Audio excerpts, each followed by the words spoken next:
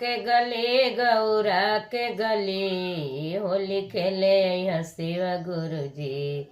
गौरा के गली होली खेले यहाँ शिव गुरुजी। गौरा के गली गौरा के गली गौरा के गली होली खेले यहाँ शिव गुरुजी। गौरा के गली होली खेले यहाँ शिव गुरुजी। तोहरा ललायम गौरा लहंगा पटोरावा तोहरा ललायम गौरा लहंगा पटोरा।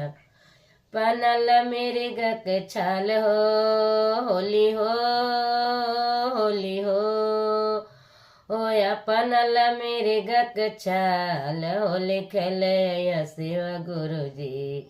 गौरा के गली होली खेले या शिव गुरुजी।